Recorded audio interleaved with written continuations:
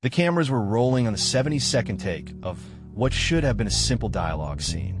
Will Smith stood under the blazing desert sun, sweat trickling down his temple despite the makeup team's constant touch-ups.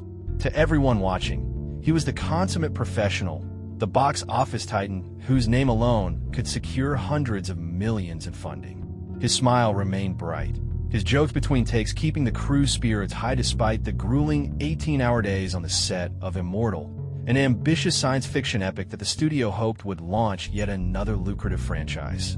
But behind that practiced smile, a storm was brewing. The truth that no one could see was that Will Smith, one of the most recognized faces on the planet, hadn't slept more than 3 hours a night in weeks. His mind raced constantly with questions that fame and fortune couldn't answer. What was the point of it all? Why did each new achievement feel more hollow than the last? Why couldn't he shake this persistent emptiness that followed him from private jets to red carpets to movie sets? Action, called the director.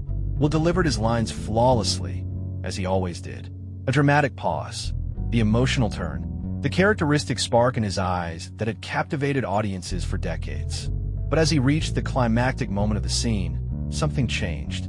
His vision blurred at the edges. The desert heat seemed to intensify tenfold. His heart fluttered strangely in his chest, a sensation he'd been ignoring for months, attributing it to anxiety or too much caffeine. "I can't be what you need me to." The words died on his lips. A crushing pressure seized his chest. Will's hand rose to his heart, confusion crossing his face. This wasn't in the script. The world tilted sideways, the blue sky and desert sand blending together in a nauseating swirl. He heard shouting, saw crew members running toward him, but they seemed to move in slow motion. Will? Will! His legs buckled. The last thing he felt was the hot sand against his cheek as darkness claimed him. Chaos erupted on set.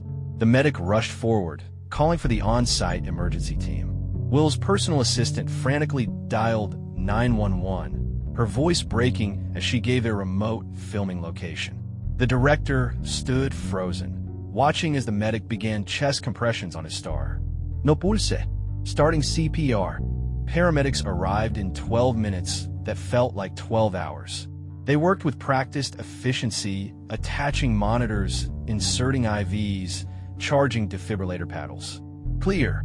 The current passed through Will's body, lifting him momentarily from the ground. Once, twice, 3 times. We've got rhythm. It's faint, but it's there.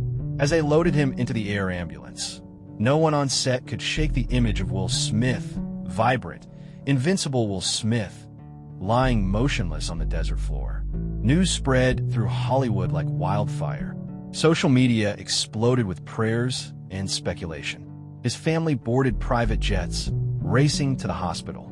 The world held its breath, waiting to learn if one of its brightest stars had been permanently extinguished. But Will Smith was aware of none of this. In the space between heartbeats, between life and what might have been death, he experienced something that medical science would later dismiss as hallucination, as the desperate firing of oxygen-deprived neurons. Yet for Will, it was more real than anything he had ever known. The pain in his chest vanished. The chaos of voices faded away. He found himself standing in absolute stillness, surrounded by a vastness that seemed both infinite and intimate. It wasn't the cliched tunnel of light from near-death stories. Instead, he stood in what appeared to be an immense cathedral constructed entirely of living light. The walls, if they could be called walls, shifted and breathed with ribbons of luminescence. The ceiling arched impossibly high, seeming to open directly into the cosmos itself. Beneath his feet, the floor rippled like water touched by gentle winds, yet remained solid. Will turned slowly, awestruck. He had stood on the most elaborate movie sets money could build, had seen wonders both natural and man-made across the globe, but nothing compared to this. It felt both ancient and timeless, as though it had always existed and would continue to exist long after the universe itself had faded. Then he became aware of the voices. Countless whispers speaking in perfect harmony, their words indistinguishable yet somehow deeply familiar, as though they spoke a language his soul remembered but his mind had forgotten. The whispers seemed to come from everywhere and nowhere, rising and falling like gentle waves. "Hello," Will called out, surprised to find his voice steady. The whispers paused.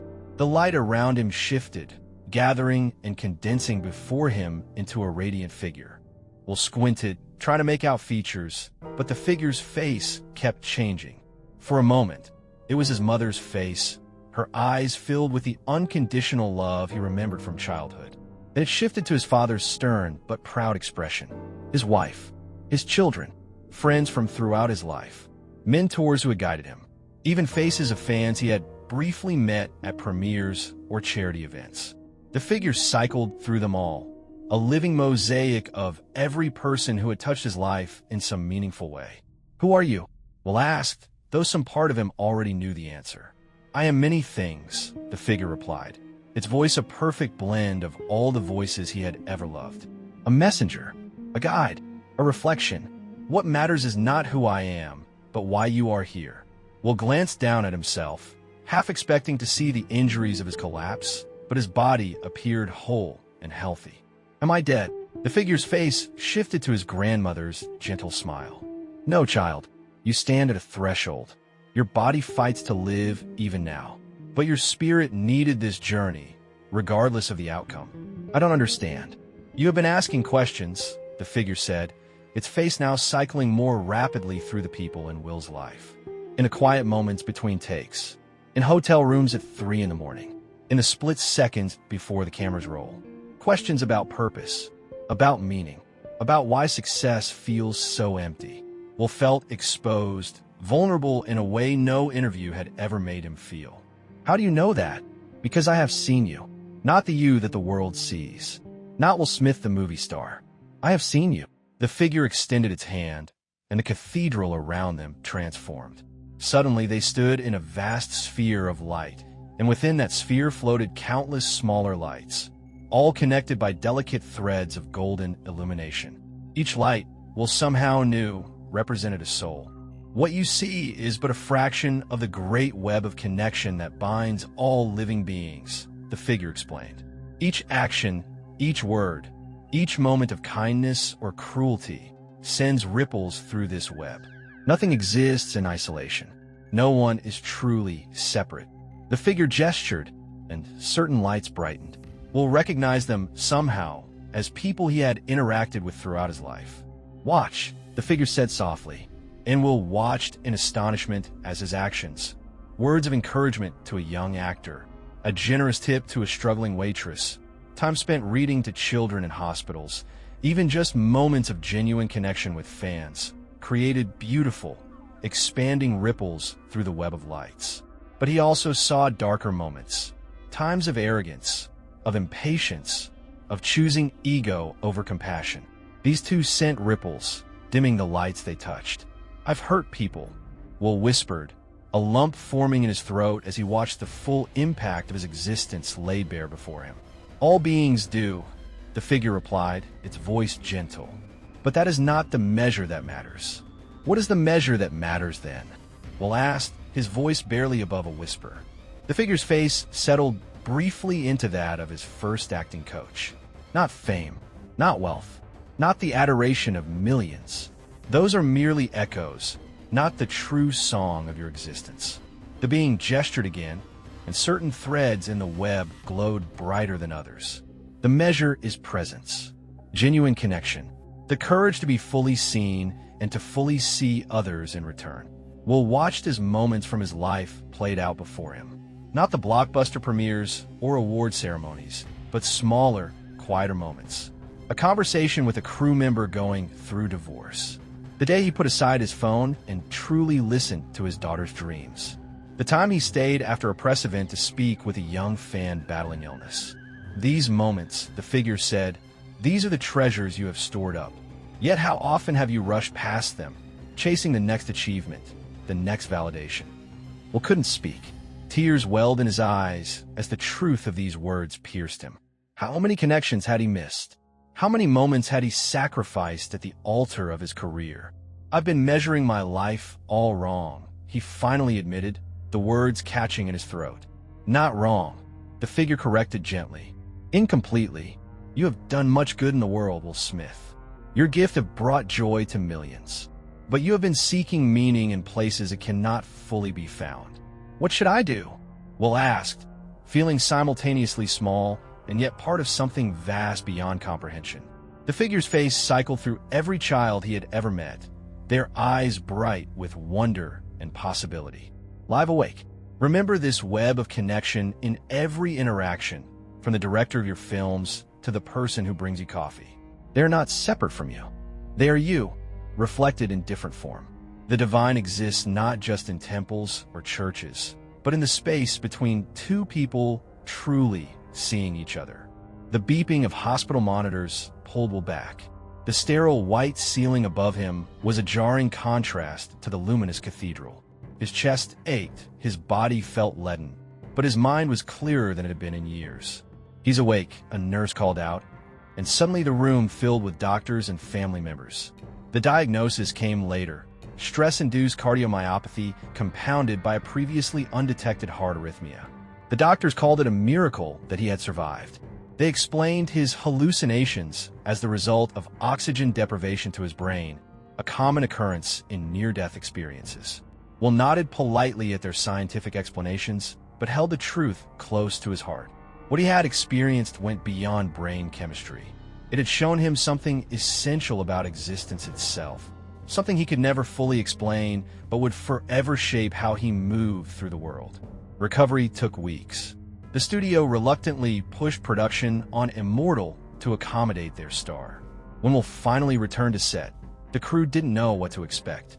The old Will had been professional but distant, hidden behind the carefully constructed persona of Will Smith superstar. The man who walked on his set that morning was different in subtle but unmistakable ways. He greeted each crew member by name, having spent his convalescence memorizing not just who they were, but details about their lives. He listened more than he spoke. When he did speak, it was with a quiet thoughtfulness that drew people in rather than dazzling them from a distance. The director noticed it first during a scene that had troubled Will before his collapse. Where once he had approached it with technical precision, he now brought a raw vulnerability that left the entire crew in tears. "Where did that come from?" the director asked afterward. Will simply smiled. "I've been searching outward my whole life. Turns out what I needed was within." 3 months later, Will shocked Hollywood by turning down the lead role in a guaranteed blockbuster franchise to direct a small, independent film. Threshold told the story of a diverse group of strangers who discover their interconnectedness through seemingly random encounters. Critics would later call it his most honest and moving work. During a rare, in-depth interview about the film, the interviewer asked what had inspired such a departure from his usual projects. "Let's just say I had a wake-up call," Will replied, his eyes reflecting a quiet certainty. "I realized that we're all just walking each other home in this life. Everything else is just details." In the years that followed, Will's career took a different path. He still made films that entertained, but they now contained deeper currents of meaning. He established a foundation focused on teaching empathy and connection in schools. His interactions with fans became genuine exchanges rather than perfunctory photo opportunities. Those closest to him noticed how he had let go of the relentless drive that had once defined him. In its place was a present awareness, a man who had glimpsed the true nature of existence and could never again be satisfied with less. This story reminds us that even those who seem to have it all may be searching for deeper meaning. Will Smith's journey through the veil between worlds shows us that what matters most isn't what we achieve, but how deeply we connect. It suggests that perhaps the divine isn't found in some distant realm, but in the sacred web of relationships that surrounds us every day. If this message resonates with you, take a moment to look at your own life. Are you measuring success by the world's standards or by the depth of your connections? Share this story with someone who might need to hear it. Like this video, subscribe for more stories that challenge and inspire, and remember, the most profound truths often find us when we least expect them, in moments that break us open to receive what our souls have always known.